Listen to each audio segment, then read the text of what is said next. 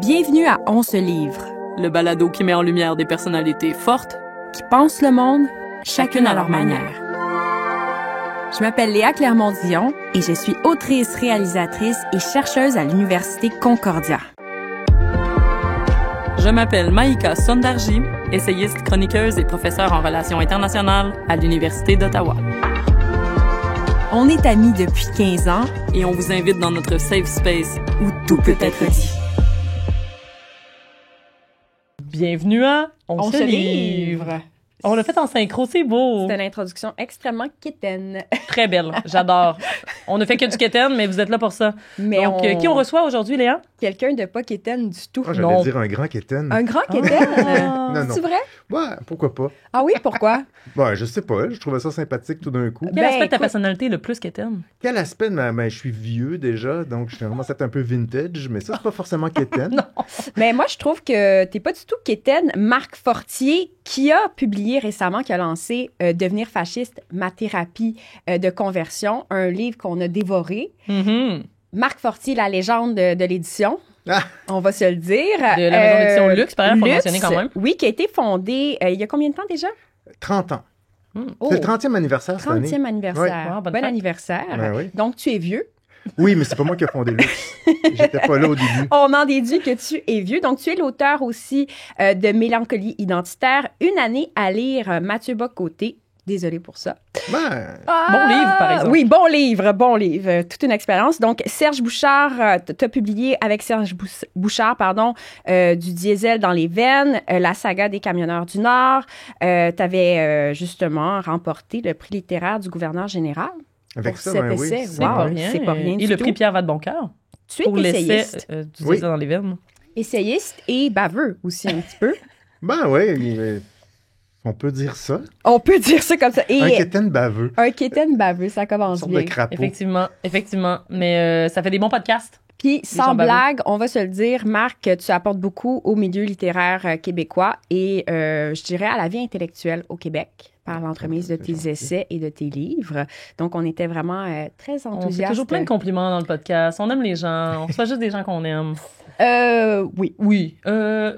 Sauf une personne, ne vous dites pas qui. Non, c'est comme ça stresse tout le mais monde. en fait, non, mais on peut moi. inviter, ou on pourrait en inviter plus, mais on invite des gens avec qui on n'est pas nécessairement d'accord, mais on les aime quand même. Ah oui, ça c'est veut important. pas dire qu'on les aime pas. Oui. Moi, j'aimerais bien commencer par l'ouverture de l'essai. Est-ce que tu veux... J'y vais. Vas-y. Mais c'est pas exactement l'ouverture, c'est à la page 19, tu dis « J'ai fait mes calculs et j'en arrive à la conclusion que le mouvement est venu... de signer mon armistice personnel. L'heure n'est plus à la dispute, mais à la collaboration. L'affaire est pliée. Je vais devenir fasciste. Voilà, c'est dit. » Alors, je te paraphrase. T'ouvres ton essai quand même avec cette démarche qui est assez claire, qui est dans l'humour. Mais est-ce que tu veux m'expliquer un petit peu qu'est-ce que tu voulais faire avec cet essai-là, justement, avec cette conversion? Oui. D'abord, pour pas tromper les nombreux lecteurs, parce que c'est pas évidemment, on comprend tous que c'est un jeu et puis que je me convertis pas réellement au fascisme, sinon je pense pas que je serais invité ici. Effectivement. Mais je pousse pas nécessairement le jeu très, très loin dans mon essai. C'est plus une façon de mettre en scène mon propos qui est une réflexion sur l'affaiblissement de la démocratie un peu partout dans le monde. Et je trouvais ça intéressant de dire, de mettre surtout en scène comment on peut laisser la démocratie mourir par indifférence ou par simple petit calcul, le confort ou par pari qu'on peut s'adapter de proche en proche à la dégradation de la vie civique et politique. Mais justement, ce style-là, est-ce que c'était justement pour critiquer, pour convaincre? C'est quoi l'objectif du livre et du style que tu as utilisé? C'est une malédiction que j'ai, c'est que j'aime les mots, j'aime écrire. Hier, je parlais à des gens, je disais, si j'avais du talent, je ferais de la fiction, mais mais aussi, chez Luxe, mes camarades et moi, on a vraiment la conviction que l'essai appartient de plein droit à la littérature. Donc, on pense qu'un livre, même si c'est un essai qui propose une réflexion sur la société, sur la condition humaine en général, doit avoir un travail sur la forme, doit être bien écrit, parce qu'il faut que ça soutienne la lecture.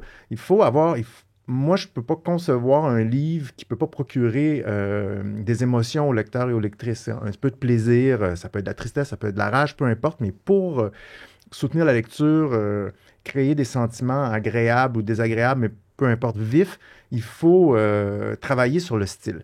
Et là, moi, j'ai choisi l'humour. Je me suis dit, l'humour, ça me vient un peu naturellement. Et puis, je me suis dit aussi, mais c'est un sujet sombre, c'est angoissant.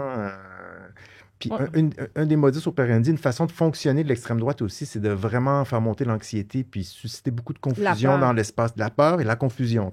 Plus on est confus, moins on comprend, plus le monde a l'air complexe. Et là, Donald Trump, par exemple, en ce moment, c'est un masterclass. Steve Bannon, c'est sa stratégie, il le dit. Là, on doit créer la confusion, on doit le muzzle velocity, là, on submerge les médias puis le monde de plein de choses. Là, à la fin, tout le monde est confus, puis on va dire oui, papa. On veut quelqu'un qui va rentrer puis qui va faire le ménage. Et donc, moi, je pensais, juste pour finir la réponse vite, je trouvais que par le bout de l'humour, il y avait moyen de désamorcer la peur.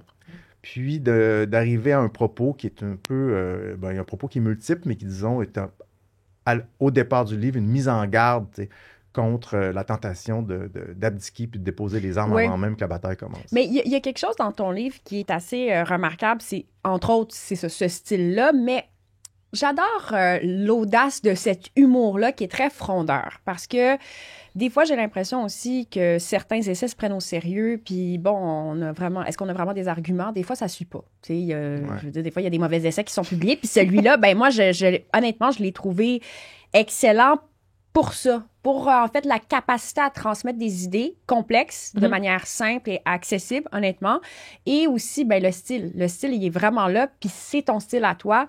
Et je trouve que c'est difficile avec des essais de retrouver cette plume. En tout cas, c'est pas tous les auteurs qui ont cette capacité à... Soit on se range vraiment dans des essais plus, je dirais, universitaires, mais trouver son ton, son identité comme auteur, je pense que ça peut être long. Oui. Je pense que tu l'as. Oui, je pense que oui. On peut dire ça. Ça, c'est le côté que... Parce que quand on écrit... Bon, vous avez écrit toutes les deux, vous savez ce que c'est. On passe par toutes sortes d'états d'âme. Là. Quand on écrit, pendant 10 minutes, on pense qu'on va gagner le prix Nobel de littérature, puis 10 minutes après, on pense qu'on vient... Il y a un arbre qui a été coupé pour faire ça. C'est un scandale. Quelqu'un va nous mettre en prison. Tellement. Et puis, une fois que le livre est sorti... les gens le lisent, puis là, on voit c'est quoi les limites de ce qu'on... Bon, il y a beaucoup d'insécurité. Puis aussi, une fois que le livre est paru, on continue à réfléchir, puis on voit tout ce qu'on n'a pas fait, tout ce qu'on n'a pas dit. Donc, c'est un exercice qui, quand même, confine à l'humilité. Mais je suis assez content de la forme, je dirais. Là-dessus, je suis un petit peu fier-pète. J'avais peur, moi, quand j'ai commencé, parce que je me suis dit, c'est tellement un sujet grave. Est-ce qu'on banalise? Est-ce qu'on va rire de la situation? Mais finalement, je trouve que le ton était vraiment juste. Mais ce que j'aime de l'humour, pour moi, c'est sûr qu'il y a le risque de ne pas se prendre au sérieux et aller un peu trop loin. Là, des fois, en écrivant, je me disais, est-ce que je fais ça parce que je suis par paresse, parce que j'ai peur de réfléchir. Je suis capable de réfléchir, mais j'ai pas le courage de vraiment faire un essai analytique robuste, qui est une forme très légitime, par ailleurs. Mais après, c'est comme un fil de fer. Là, on est comme un funambule quand on approche avec l'humour un tel sujet. Mais ce que j'aime, c'est que ça permet de penser contre soi-même, qui est un acte prodigieusement antifasciste, c'est-à-dire de prendre la distance face à soi-même. Avec l'ironie, on peut quand même on peut faire deux choses que je trouve importantes, c'est qu'on peut rire de soi, on peut dire un peu le contraire de ce qu'on pense, mais en même temps, par une sorte de jeu de miroir, on est capable de se dire, les gens qui cèdent à l'extrême droite en détestant du monde comme moi, ils voient quand même les travers des gens comme moi, l'élite culturelle, admettons, qui sont réels, puis qu'on refuse souvent d'admettre entre nous. Puis ça permet aussi l'humour de ne pas conclure. Certaines personnes, dans mes deux livres qui ont plus dans une tonalité littéraire, celui sur Mathieu Bock-Côté puis celui sur le fascisme, il y a certaines personnes qui sont un peu agacées par ça dans mes livres parce qu'ils disent « Ah, ça aboutit pas, ça tient pas sa promesse parce que dans le premier livre, on aurait voulu qu'il reste plus rien de Mathieu Bock-Côté à la fin du livre alors que je finis par parler de moi qui va jouer au hockey avec mes enfants dans mon quartier. Mais ça a un sens par rapport au sujet, mais on est loin, on s'éloigne. Puis dans ce livre-là, on reste sur le sujet tout du long, mais le style que j'emprunte fait que je conclue pas nécessairement sur tous les sujets que j'aborde. Mais moi, j'aime ça parce que ça laisse au lecteur et à la lectrice la liberté de tirer ses propres conclusions. C'est presque de la non-fiction, on l'a rendu là. Oui, il y a un peu de la fiction, il y a de la non-fiction, mais ça permet à des gens de lire de manière peut-être, oui, un peu plus... j'ai envie de dire relax, sur un sujet quand même fort. Puis parlant du sujet, c'est un livre sur le fascisme quand même. Ouais.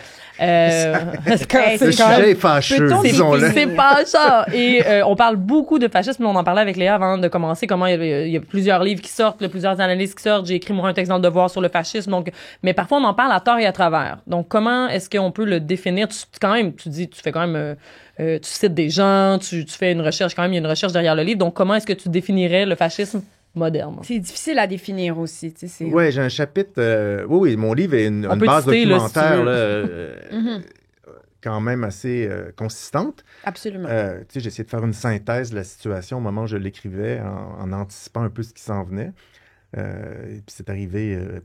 tout ce que j'écris arrive, je dois le dire, mais c'est arrivé plus vite que ce que je pensais. Mais tu peux le définir avec un exemple. Mais le fascisme, c'est ça. Il y a le mot... il y a tout un débat là-dessus, puis c'est sûr que si vous vous installez avec des politologues puis des philosophes, vous pouvez passer une... C'est un peu ça que tu fais en ce moment. Oui, c'est ça. Oui, mais je suis absolument pas spécialiste du fascisme. Donc, puis dès qu'il est question de définir, puis c'est la même chose avec le totalitarisme, ou même la démocratie, au bout de 2 heures, on est rendu avec 45 définitions, puis on est un peu emmerdé. Il y a plusieurs façons, mais disons, le spectre le plus large, je dirais, c'est qu'il y a ceux et celles qui vont dire le fascisme, au fond, c'est l'expérience du fascisme historique des années 20, des années 30, 40, puis ça peut pas être autre chose que ça. Et là, donc, il n'y a pas de fascisme aujourd'hui. Il faut trouver le fascisme n'existe plus. C'est ça. Donc, il faut trouver un autre nom pour le décrire. Et il y a d'autres personnes, prenons un historien comme Paxton, par exemple, qui est un historien américain qui s'est spécialisé sur le régime de Vichy, la collaboration en France, dont c'est le champ de spécialité. Lui, il a fait un chemin des 2 bouts du spectre. Il a commencé en disant, en parlant de Trump, c'est pas du fascisme, c'est juste des plutocrates, c'est-à-dire des riches qui s'emparent de l'État pour leurs propres intérêts économiques. Ça, c'est 2016-2019. Après l'assaut du Capitole, Paxton, il dit, ouais, ben là, ça commence à ressembler à du fascisme. Puis aux dernières élections, il dit, on peut dire que Trump, c'est une forme contemporaine de fascisme, même s'il y a des différences considérables avec l'époque des années 20. Les 2 grosses différences, évidemment, c'est que le fascisme du début du 20e siècle était très c'était issu de la Première Guerre mondiale. C'était très martial, très militarisé. Il y avait des milices. Il y avait un désir de guerre qu'on ne voit pas aujourd'hui, pas dans la même forme en tout cas, et c'était très centré sur l'État. C'était vraiment le projet d'une prise en charge de la société par l'État, alors qu'aujourd'hui, il y a plusieurs variétés d'extrême droite, mais disons, si on prend l'Amérique du Nord, c'est très libertarien, très anarcho-capitaliste, donc c'est très centré sur la puissance des entreprises privées et la destruction de l'État. Donc, il y a des différences quand même assez importantes. Moi, j'utilise le terme parce que je ne voyais pas de meilleur mot disponible, en sachant qu'il est imparfait. J'aime beaucoup, je vais finir là-dessus, parce que c'est tu peux continuer. On a le temps. J'aime beaucoup la position d'Hannah Arendt dans un texte qu'elle a écrit qui s'appelle « Compréhension et politique », où elle parle de l'expérience des années 30, puis elle dit on ne savait pas comment appeler le nazisme dans les années 30, puis elle a décidé après-guerre, d'après ça, le totalitarisme. C'est l'objet d'ailleurs d'un débat aujourd'hui, mais... Puis elle dit, mais on ne pouvait pas appeler ça le totalitarisme encore, on ne savait pas comment l'appeler. Puis elle dit, donc on utilisait des termes, des formes de tyrannie antérieures. On utilisait le langage du 19e siècle. Et elle dit, mais s'il avait fallu attendre de savoir ce que c'est pour le combattre, d'avoir exactement le bon terme, on n'aurait jamais pu le combattre.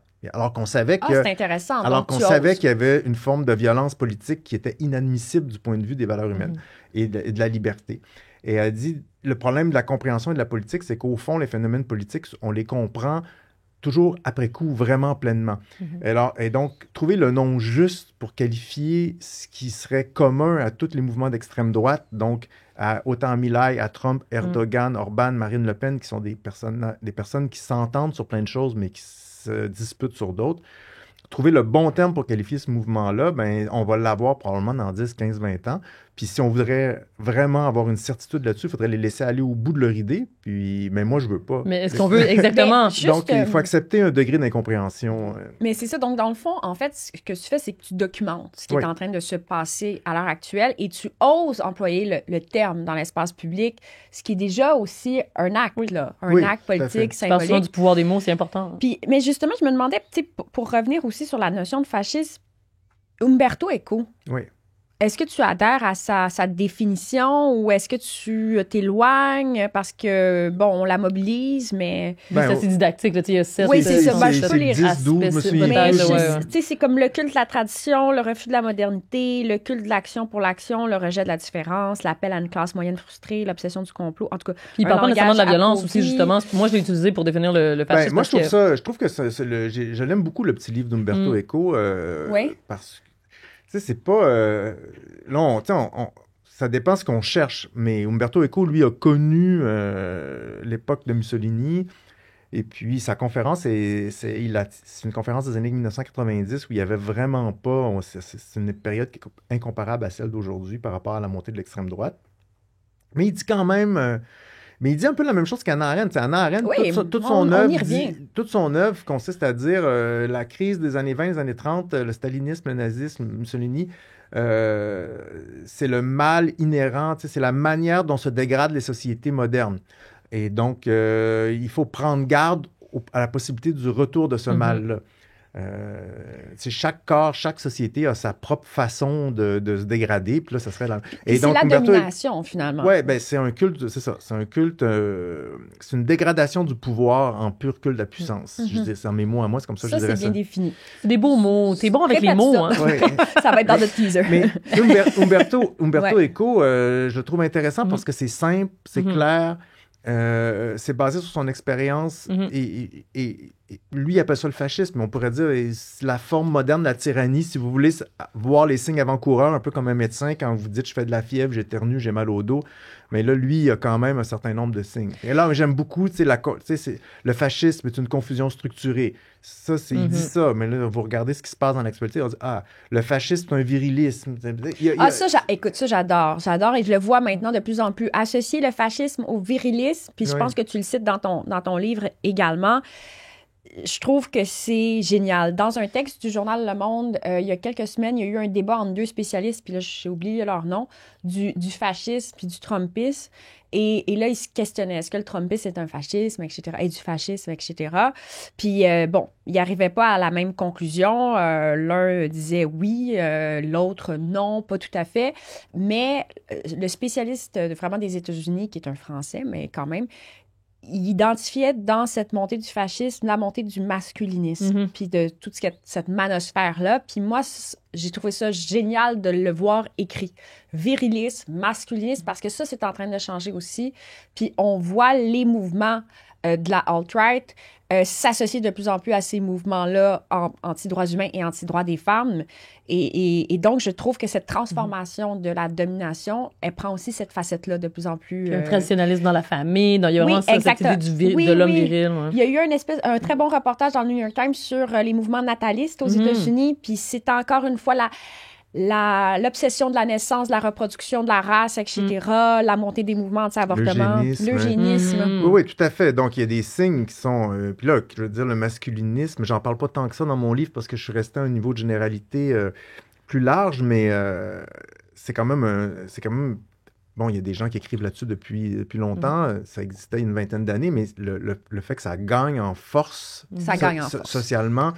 Autant dans les 10 dernières années, là, j'invente un chiffre, là, c'est un peu arbitraire, c'est quand même significatif. Et étonnant, parce que ça gagne en force. Ben là, vous allez me dire non, la réponse est à mon étonnement et dans mon affirmation, mais ça gagne en force en même temps, au même moment où quand même le droit des femmes progresse. Et donc, mais recule dans certains endroits. On pourrait dire ceci explique cela. Exactement, oui. Mais en même temps, mais c'est étonnant parce qu'il y a des femmes très représentatives, selon moi, du mouvement néo-fasciste. Ma fille a été berluée, elle a découvert il y a genre 2 ans les tradwives. Oui, voilà. Qui défendent ce modèle-là. Mais c'est un mouvement, c'est le mouvement nataliste dont on parle, les réactionnaires, puis justement, puis je veux pas les dénigrer, mais ces individus-là, les tradwives, je veux dire, valorisent ce projet. valorise la subordination. Qu'on peut Puis appeler le... fascisme. Mais c'est drôle, par contre, je trouve qu'il y a une frilosité dans les médias québécois à utiliser le terme fascisme. J'ai entendu dans une émission ici première, quelqu'un, je veux dire, un lecteur de nouvelles qui était comme, ben moi, je n'utilise pas ce terme-là, attention, je l'utilise pas, je veux pas le nommer. Tu sais, les médias ont aussi un rôle à jouer. Mais il y a des là-dedans. personnes assez... Yves Boisvert l'utilise dans la presse. Mais Yves Boisvert, il est bien. Il est pas mal non, long. mais il est bien, mais c'est pas un gauchiste là, Non, je excité. sais. Non. Il peut pas être suspecté d'être énervé comme moi, là, mais... Pour moi, c'est la même chose qu'avec le terme génocide. À un moment donné, il y a des termes qu'on ne peut pas ne pas utiliser. Là, il y a eu un massacre sur une école en Palestine, à Gaza, puis on met des guillemets au mot massacre. C'est le genre de choses qui, pour moi, à un certain point, même des gens très à droite, maintenant, l'utilisent. Là. Le gouvernement du Canada l'utilise, le mot génocide. Le mot fascisme aussi. Maintenant, c'est de plus en plus accepté parce que là, on ne peut pas ne pas qualifier le chat de chat. Là. Donc, au moins, ben, avec ton livre, puis avec les livres, puis les gens qui écrivent là-dessus, ça démocratise le terme. Mais le mot, il faut pas... C'est ça. Par contre, là, Paxton, j'invoque beaucoup lui parce que je suis assez d'accord avec son analyse. Il dit, mais ça donne rien de l'utiliser. Ben, c'est-à-dire que il dit, on peut l'utiliser, ça décrit probablement la tendance à l'œuvre en ce moment. Mais politiquement, pensez pas qu'en désignant l'adversaire comme fasciste, vous avez gagné en force dans votre... Le mot va pas suffire à faire reculer cette chose-là parce que ça repose sur un bouillonnement social qui, lui, reste à comprendre et l'épithète, le qualificatif suffit pas. Exact. Puis tantôt, tu disais, puis je pense qu'on doit revenir là-dessus, c'est le débat sémantique, c'est bien intéressant. On pourrait en parler longtemps de est-ce que c'est ça? Mais comment on fait pour le combattre? C'est plus ça qui est important parce qu'en ce moment, si on finit par pouvoir le qualifier juste une fois qu'il va y avoir... des prisons de migrants où on enferme les gens sans leur consentement et sans le respect des droits civils. Ah, oups, ça arrive déjà. Mais là, on est rendu à un moment assez loin, là. Comment on fait pour le combattre, même si on s'entend pas sur le terme? Ouais, moi, j'ai jamais de réponse pratique à rien. C'est peine si je suis capable de changer une ampoule. Faut pas me demander. Puis mon livre est pas assez gros pour assommer un fasciste. Fait que... Entre changer une ampoule et déconstruire le fascisme. C'est ça. Ben, c'est juste le côté application pratique, là. Mais moi, on m'a posé la question, je suis allé faire une présentation dans une école secondaire cette semaine. Puis sur la question. Oui, c'était très sympathique. Les jeunes sont vraiment brillants. Et donc, je sais jamais quoi répondre à cette question-là. Parce que ma réponse, ça vaut n'importe quelle réponse, mais je dirais que mon intuition, je finis mon livre sur la question de l'amitié, qui est aussi la question de la solidarité. Mon intuition de base, c'est de dire, au fond, la grande chose qu'on a oubliée politiquement, puis là, si on prend ça vraiment large et généreusement, par rapport à la démocratie, c'est son enracinement social. C'est-à-dire que la démocratie, ça ne peut pas être juste voter aux 4 ans puis avoir des droits de la personne qui nous protège à l'arbitraire du pouvoir. Là. Ça, c'est pas la démocratie. C'est pas un régime politique, ça, au sens fort du terme. Et la démocratie, pour qu'elle fonctionne dans le monde moderne, peu importe comment on la voit, le degré de radicalité qu'on lui accorde, à minima, elle implique, elle doit avoir à plonger ses racines dans la société. Ça veut dire, qu'est-ce que ça veut dire? Je peux prendre un exemple vraiment banal. Ça veut dire, par exemple, le tribunal du logement. Ça veut dire des lieux où les rapports de pouvoir qui sont réels, objectifs, c'est la différence entre le propriétaire et le locataire, qui sont deux personnages qui sont dans une relation virtuellement conflictuelle, mais qui n'ont pas la même force, que leurs contradictions puissent avoir un lieu où ils peuvent se confronter avec un peu plus d'équité que juste un à un dans un salon, et créer du droit, créer de la justice dans cette confrontation-là. Et tu parles de l'amitié aussi, il me semble, comme quelque chose de très démocratique. Exactement, mais ça, je conçois pas l'amitié comme le village des Schtroumpfs, là. C'est-à-dire que c'est la solidarité sociale, ça implique le différent, puis une violence socialement réglée, qui dégénère pas, dans le fond. Et donc, et puis qui peut créer des règles, puis des formes d'accords, en étant socialement réglé. Et en sortant de la Deuxième Guerre mondiale, dans tous les compromis puis le bricolage que les sociétés occidentales ont fait, ils ont essayé de créer cet enracinement social-là au nom de l'humanisme, qui pour moi, qui est la base de la discussion. Après ça, on peut aller plus à gauche, moins à gauche, plus au centre. Là, on rentre... Je suis pas là, je suis vraiment, moi, juste genre dans... C'est quoi la base de la discussion? Où ça commence? Et là, on avait la reconnaissance des syndicats. C'est tous des trucs qui n'allaient pas de soi là, en 1922. Et donc, l'enracinement social de la démocratie, c'est une distribution pas tant de la richesse que du pouvoir. De donner aux personnes des lieux d'action réels. Le pouvoir peut être plus partagé. Le pouvoir peut être... Et puis des lieux d'inscription dans la société. Et ça peut être politique. Là, je donne des exemples de politique au sens que ça met en scène des conflits puis des rapports de force. Des lieux où on surmonte les tensions et les contractions de la société. Mais ça peut être beaucoup plus... Ça peut être l'association des joueurs de foot de ton quartier. Là. À mes jeunes, j'ai dit organiser le bal définissant. Là. C'est-à-dire, mobilisez-vous contre l'interdiction des cellulaires. Ouais, c'est ça. Organiser une beuverie, mais avec du monde qui ne sont pas nécessairement vos amis puis votre gang. Être ensemble, organiser, se confronter ses désirs de toutes sortes de façons, c'est probablement la forme la plus élémentaire de la résistance au fascisme. Parce que le fascisme repose sur l'isolement puis la déshumanisation de la société. C'est très arrêtien, dans le sens où, tu sais, quand dans l'action, tu sais, le rassemblement. Mais là, on est dans... C'est ça. Moi, je suis dans les mots, la parole, puis les trucs évanescents, mais je pense que là, si on parle de la société, c'est comme ça que... Mais tu cites Hannah Arendt en plus. Oui, je me suis dit que tu aimes tellement Hannah Arendt. Oui, et tu l'as cité toi-même aussi dans un texte. Oui, moi, j'aime beaucoup Hannah Arendt sur l'empathie, notamment, puis tu dis la mort de l'empathie, le ressentiment et la haine sont les signes annonciateurs d'une culture sur le point de sombrer dans la barbarie. Donc, tu parles d'humanisme. Moi, j'entends l'empathie aussi. Oui, ton texte sur l'empathie, ça m'a fait penser à mon livre. C'est ça, mais c'est une manière de lutter. Aussi Arendt, moi, ça, c'est aussi une phrase que j'ai notée dans ma lecture qui m'a beaucoup touchée.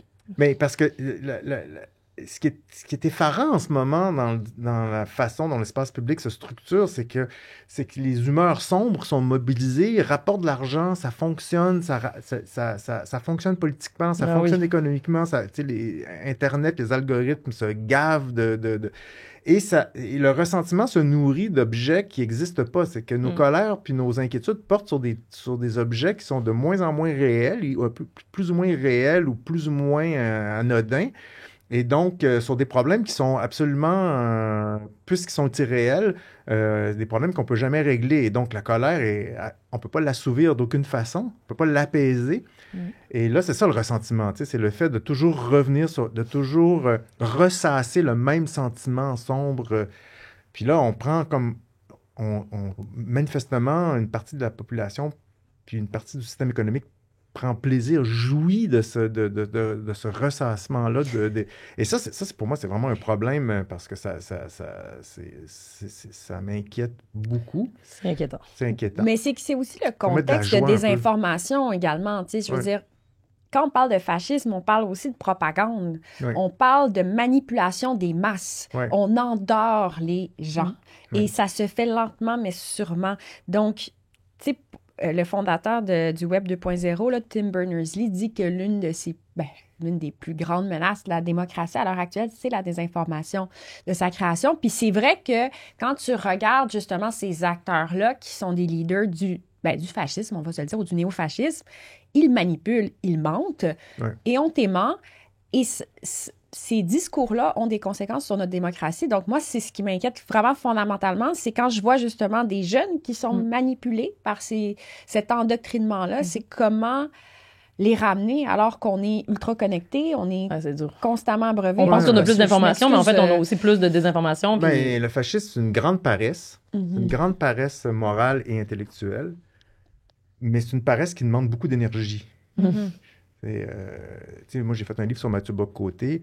Je considère, sans vouloir lancer de polémique, mon livre raconte... Non, nous, on n'aime pas ça, les polémiques, on se livre. Non, mais je considère qu'il y a une prodigieuse paresse intellectuelle dans la production journalistique de cet homme-là, qui répète toujours les mêmes affaires puis qui ne fait pas de recherche, c'est n'importe quoi. Mais l'énergie... L'énergie qui met là-dedans, elle est colossale.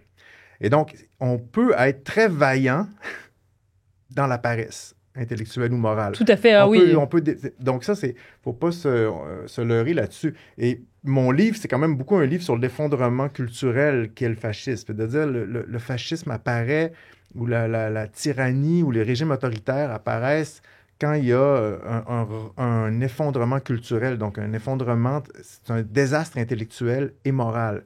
Et là, ça joue sur deux plans. Tu sais, je dis, ben, ça veut dire qu'il y a une faillite de l'élite du diplôme, des personnes qui sont... Ça, c'est nous, on va dire. Oui, oui. Il y a quelque chose qu'on n'a pas fait bien. C'est ce que j'allais dire. Nous aussi, on est on doit se regarder. Là, je pointe ça du doigt, mais sans nécessairement faire le procès puis l'autopsie, parce que l'idée, c'était pas ça. Mais c'est quand même de dire, il faut faire un examen de conscience. C'est quelque chose qui ne marche pas. Tu sais, pourquoi les démagogues peuvent prospérer en disant qu'ils vont fermer les écoles, abolir les ministères de l'Éducation, brûler des livres, torturer des artistes, se moquer des esprits critiques, même si les esprits critiques méritent qu'on rie d'eux parce que souvent ils parlent un langage qu'on ne comprend plus ce qu'ils disent, mais quand même, comme classe, comme groupe, comme principe, comme institution, c'est ça le programme. Tu sais, on peut bien prendre le plus médiocre des professeurs d'université puis dire « Regardez comment ils sont cons ». Puis ça, c'est un démagogue qui va faire ça, mais passer de ça à attaquer les universités, attaquer la science, attaquer les arts, avoir ça comme projet de société, parce que c'est ça dans tous les pays ou dans tous les programmes de l'extrême droite. Millet dit que l'éducation, c'est une diablerie. Là. Et donc, comment la population peut se réjouir de ça?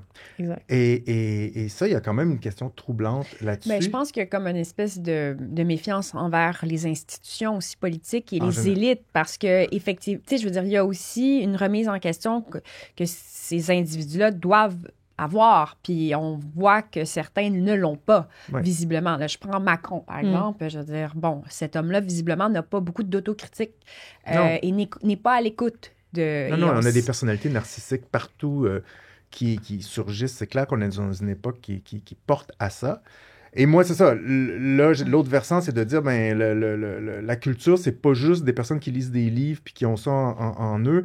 La culture, c'est une production sociale, c'est engendré par tout le monde. Puis c'est pour ça que je parle de l'amitié ou de la solidarité sociale. C'est-à-dire que la société ne se comprend plus elle-même quand elle a plus les institutions où elle peut se réfléchir.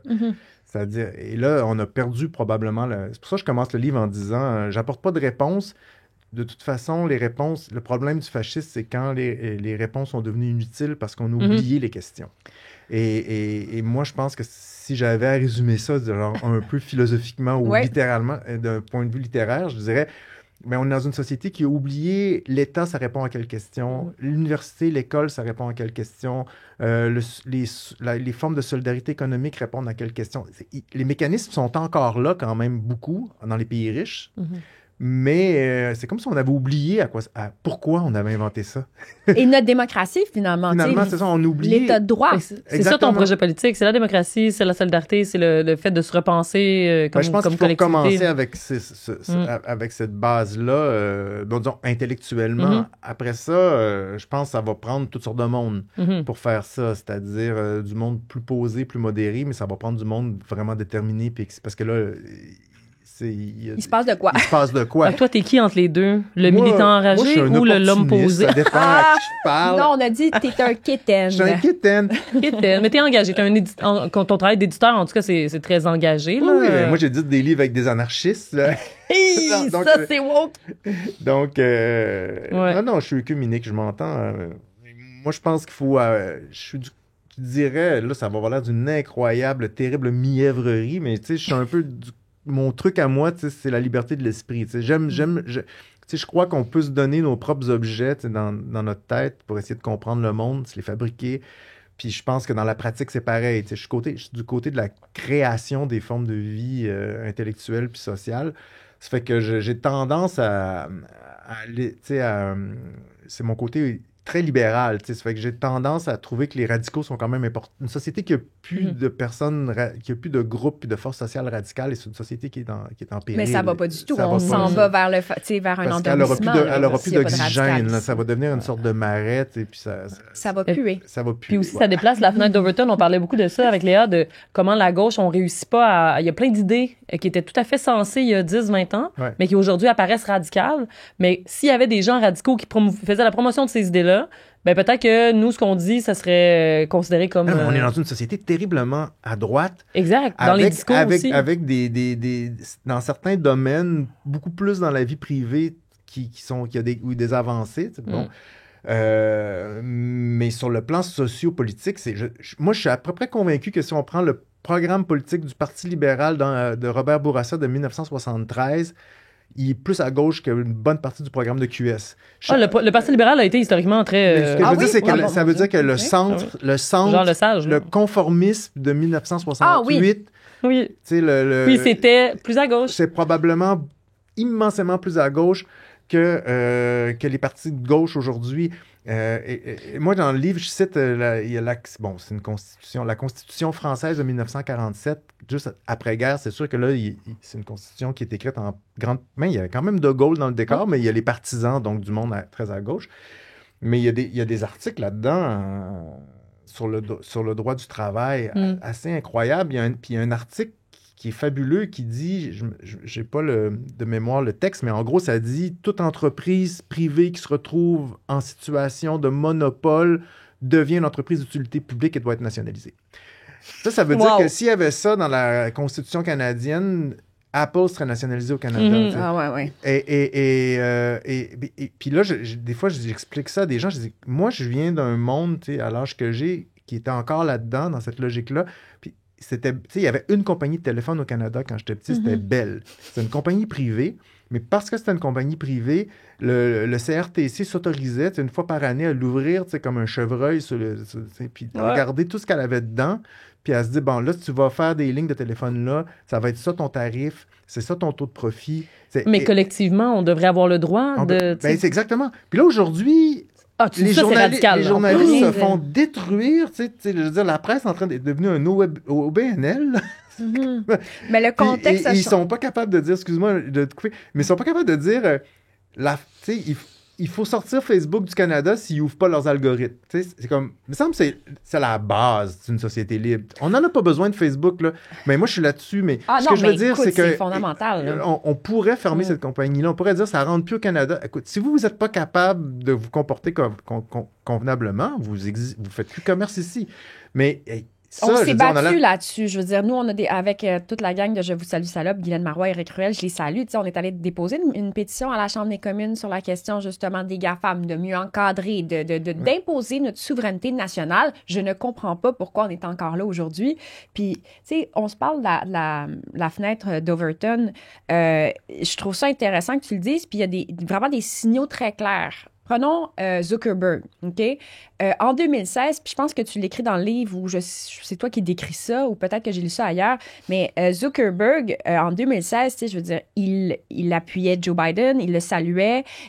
Trump, c'était son ennemi, on le met dehors de Meta. Qu'est-ce qui s'est passé depuis? Comment se fait-il qu'aujourd'hui, Mark Zuckerberg liche les bottes de Donald Trump? Je vais vous dire ce qui s'est passé. Zuckerberg a été convoqué au Sénat, puis il s'est fait cuisiner par 3 démocrates, puis Biden a vaguement réveillé la loi antitrust américaine, puis montré que peut-être il commencerait à remettre en question ces oligopoles-là. Donc, eux, ils se sont dit, tout Wall Street, puis toute la big business américaine s'est mis du bord de Trump parce que Biden a fait un programme réellement centriste. Et donc, ça les a... Donc, c'est des intérêts pécuniers, mais pas que. Tu sais, quand même, moi, ça, il faut l'identifier. Je veux dire, ce qui se passe à la Silicon Valley, c'est une autre affaire qui est complètement terrifiante. Les Brolygards, les hommes les plus riches de la planète, parce que ce sont des hommes, que ce soit Jeff Bezos, Elon Musk, Zuckerberg, etc., qui bafouent les droits humains et au nom de la liberté d'expression, qui vont laisser la haine se propager. Alors que tu vas dire des trucs... C'est un problème. Tu vas dire des trucs comme il faut les taxer, puis là, t'es considéré comme le pire radical des radicals. C'est comme, pourquoi eux peuvent dire des choses complètement fausses, puis avec une impunité totale, puis de l'autre côté... Ben, pour moi, ça fait partie aussi de cette, je dirais, de cette promotion de la droite partout dans le monde, parce que ces outils-là sont un courroie de transmission pour ces idées. Alors, la désinformation, elle est là, je veux dire. Là, il y a une analogie avec les années 20 et les années 30, parce qu'à l'époque, c'était la radio, le cinéma qui sont apparus. Il y avait de nouveaux médias, puis ça a déstabilisé en tout cas, ça a eu un effet politique majeur. Ça l'a déstabilisé, mais la démocratie, mais ça l'a aussi aidé parce que Roosevelt, avec la radio, il a poussé son New Deal. Mais, et donc, tu sais, là, c'est been there, done that. Là, c'est les nouveaux médias, les nouvelles formes viennent bousculer la structuration de l'espace public, qui est quand même une des médiations fondamentales de la démocratie, l'organisation de l'espace public. Mais après ça, il y a toute il y a toute une tradition juridique, politique, sociale en Occident qui nous donne, si on ne l'avait pas oublié ou abandonné, ou si on n'avait pas décidé tranquillement ou accepté l'idée que c'était comme mauvais, parce que c'est ça qui s'est passé, là, cette espèce de culture politique des 40 dernières années, pourrait nous être utile. C'était le sens commun, comme disent les conservateurs aujourd'hui, dans les années 70, c'était de dire, si vous inventez la cassette, ça veut dire qu'on peut tout copier, reproduire, tout le monde va reproduire les disques, donc il faut que sur chaque cassette, il y ait une ponction de l'État pour donner un fonds pour que les artistes puissent pas se faire voler. Fait que là, tout le monde se fait voler par ces gros monstres. Oh, mais moi, je suis dans l'édition, tu sais, je suis mort de rire. Je vis dans un monde où je reçois des courriels absurdes parce que je suis pas du tout un fan de la propriété intellectuelle à tout azimut. Moi, je pense que la culture, doit circuler. Je veux dire, c'est fait pour circuler. Les livres, c'est fait pour être lus, c'est fait pour être approprié par des individus. Je suis assez communiste là-dessus. Mais je pense que les gens qui créent des œuvres doivent avoir leur redevance. Là. Oui, s'il te plaît. Et donc, mais ce que je veux dire, c'est que je reçois souvent des courriels de gens, c'est complètement surréaliste. Ils citent 4 lignes d'un livre, ils veulent avoir une décharge. Tout le monde est tellement rendu dans une logique de propriété privée. Ou quelqu'un fait un film, puis là, ils se disent mon acteur va tenir le livre de votre auteur dans une scène, est-ce que vous m'autorisez? Fait que là, moi, je dis oui par courriel, je trouve ça gentil qu'ils me demandent la permission, mais là, je reçois 45 paperasses d'avocats. À chaque fois, je leur dis, écoutez, moi, je vous ai dit oui, mais je ne vais pas passer 3 heures à signer des affaires d'avocat. Mais pendant ce temps-là, l'espèce de grande photocopieuse autogérée, qui est Internet, paye tout le Fonds culturel de l'humanité gratuitement. C'est fou. Je veux dire, c'est des voleurs, c'est des bandits, c'est des brigands de grands chevaux. L'intelligence artificielle aussi. Puis là, c'est ça. Oui, on est en train d'entraîner ça en volant. Ça s'entraîne en volant le travail de tout le monde. À un moment donné, il y avait une application, tu étais capable de voir. Moi, je suis un obscur auteur d'une petite province du nord d'un pays. Puis il paye mes livres pour s'entraîner à créer. C'est vrai? Ben oui, il y avait récemment, on pouvait vérifier, il y avait le New York Times dans un article avait mis un site, tu pouvais vérifier quel titre, j'avais mis des titres de luxe, plein de livres de luxe en français, parce qu'il faut qu'ils s'entraînent dans toutes les langues. Pour l'intelligence artificielle? Oui. Et donc, c'est épouvantable. Mais c'est des voleurs. Et puis déjà, on le voyait avec les moteurs de recherche, parce que ça, les journalistes l'ont dit, on produit l'information, puis après ça, eux, ils gagnent les revenus publicitaires pour amener les personnes vers l'information qu'ils n'ont pas produite. On est dans une logique d'expropriation. Bon, c'est un schéma classique du capitalisme. Mais là, là, on a besoin de la puissance de l'État c'est ça pour se défendre. Parce que tout seul, on peut pas. L'État de droit, là, on se demande, mais même en cinéma, je veux dire, par rapport à Netflix, là, je ne vais pas revenir là-dessus, mais est-ce qu'il y a eu des productions qui se sont faites, des productions originales de Netflix au Canada? Je pense qu'il y a 2 films qui ont été faits depuis notre deal qu'on a. Notre deal avec Netflix, c'est 2 films? Non. On vient au Canada, on prend nos crédits d'impôt, on fait des productions à rabais, puis on va enrichir la production culturelle américaine. Exactement. Mais ça, pour le cinéma, moi je me fâche. Léa est fâchée. Non, mais j'ai jamais compris. Moi, je trouve que la technologie du club vidéo a jamais été dépassée. Je comprends pour la musique. Toi, tu dois t'ennuyer des blockbusters. Moi, je m'ennuie des clubs vidéo. C'est sûr parce que t'es très matante. Non, mais le club vidéo, c'est plus efficace que le système qu'on a. Pour la musique, je comprends que là, vraiment, le truc de pouvoir avoir toute la musique du monde au bout du doigt, puis de pouvoir la télécharger, puis l'écouter, là, on sent que la matière musique puis Internet, le mariage est bien ensemble. Mais pour le cinéma, c'est un désastre. Moi, c'est un grand désastre. Ça coûte 50 fois plus cher parce que si tu veux voir si tu veux voir les blockbusters, ça va, là, mais si tu veux voir des films québécois ou des films indépendants, il faut que tu sois abonné à 50 affaires qui te coûtent toutes 8$ par mois, mais à la fin, ça finit par coûter. Moi, je ne m'abonne pas à ça. Ça fait que. Puis, on s'appauvrit. On revient à la culture. Alors que le club vidéo, même si j'étais un retardataire chronique puis que j'avais souvent des amendes à payer, ça me coûtait beaucoup moins cher. Puis à côté de chez nous, il y avait tout le cinéma mondial dans une pièce. Non, je sais. Mais moi, en tout cas, ça, c'est un autre sujet. On parlait de culture. C'est pas le but de notre entrevue. Non, mais j'ai dit que j'étais quétaine. Défense et illustration des clubs vidéo. Moi, je suis une vieille madame, puis je trouve qu'il y a quand même un effondrement culturel. Je veux dire, on n'a plus accès à ces films-là. On est perdu dans la mer ère d'Internet. Moi, je sais même plus comment me connecter. Là, mes mots de passe, là, ma tante, elle sort. Ça y est, ma Parce tante, que si tu connais pas ça de Léa Clermont-Dion, elle est très matante. C'est la personne la plus jet-set que je connais et aussi la plus matante. Bon, Une vieille grand-mère. Mais pour revenir à toi, Marc. Oui, Fortier, revenons à moi, c'est un sujet important. T'aimes ça, hein? Ah, oui, Ouais. ben, Toi. écoute, Non, mais on voulait j'essaie aussi d'être de mon époque. Avant de vous quitter, là, parce que vous avez des vies à vivre, tout ça. C'est parce- déjà fini? Puis non, c'est pas fini du tout. Mais par votre vie à vivre, je veux dire, vous allez écouter un autre bientôt. épisode de On se livre tout de suite après celui-ci. Mais ton travail d'éditeur engagé, parce que là, on parle des films, mais écrire des livres aujourd'hui, écrire des essais, il y en a tellement.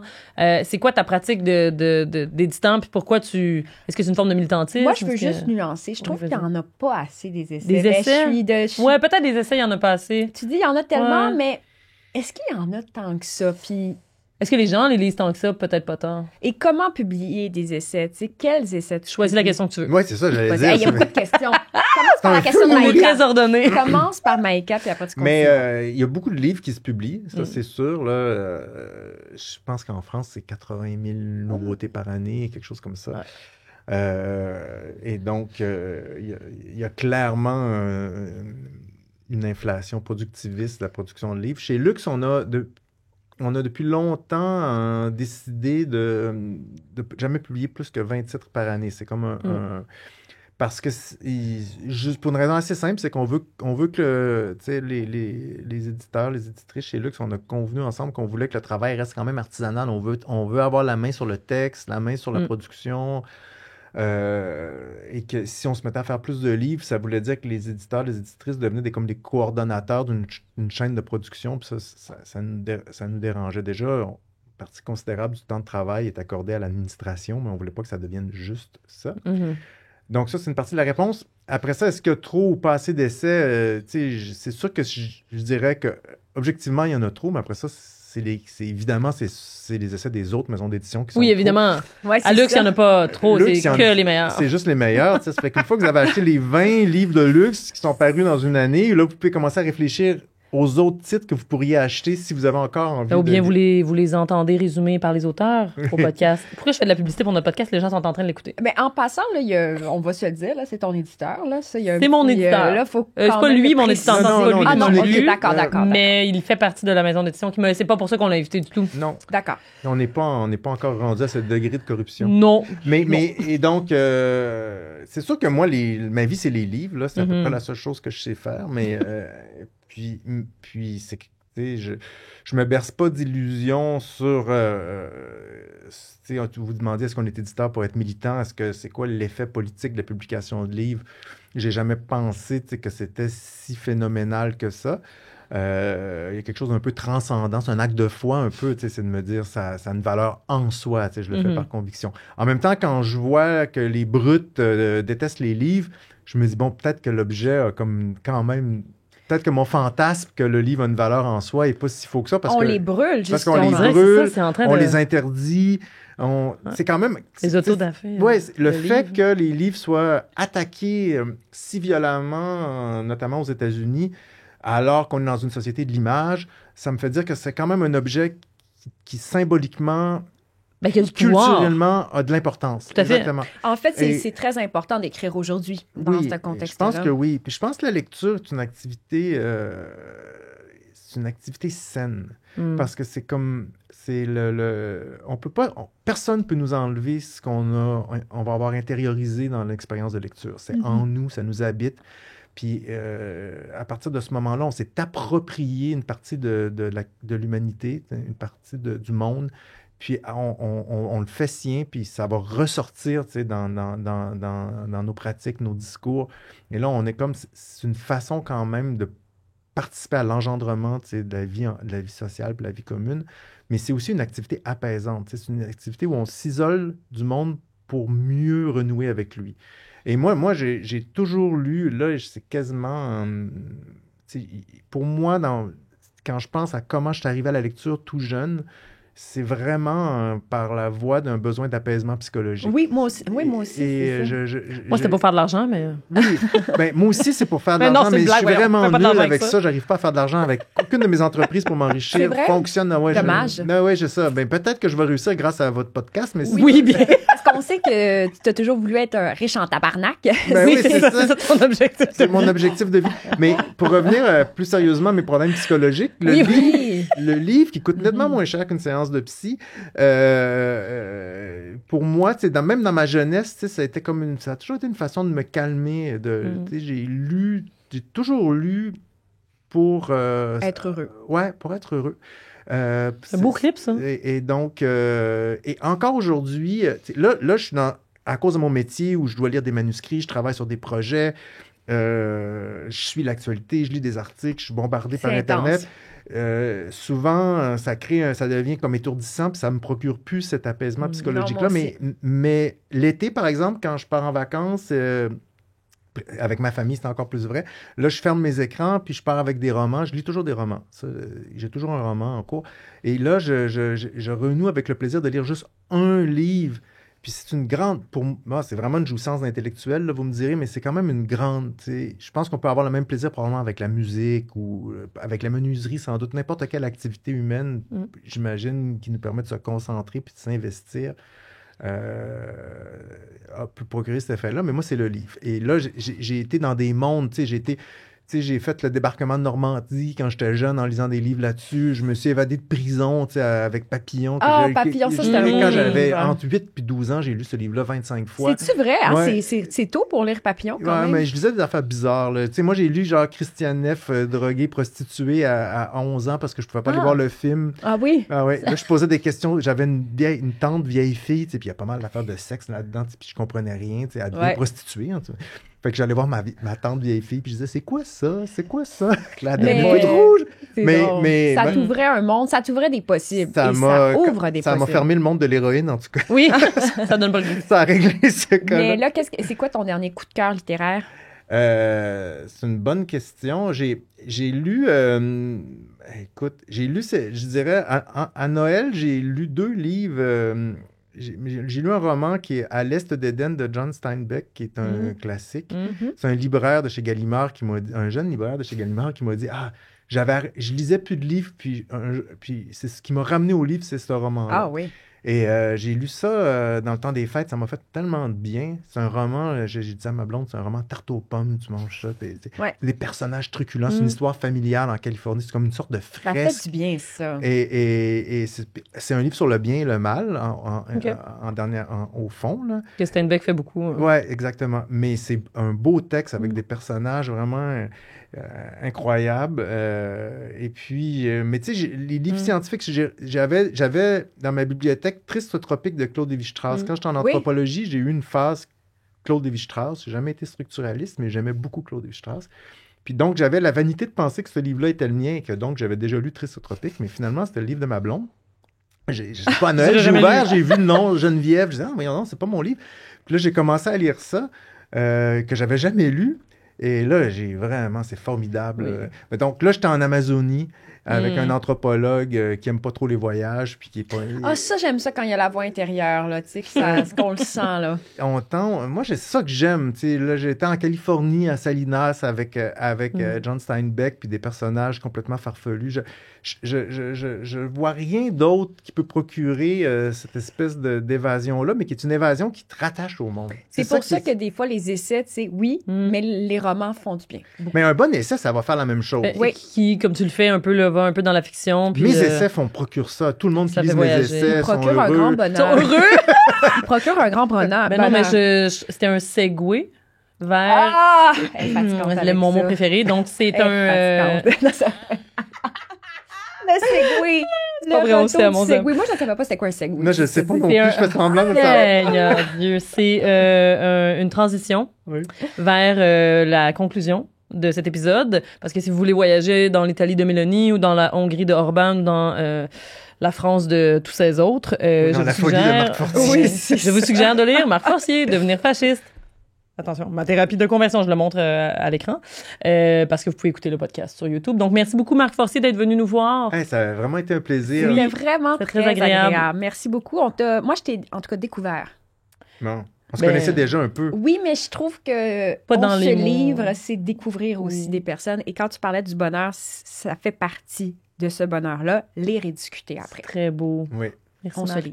Merci. Merci beaucoup.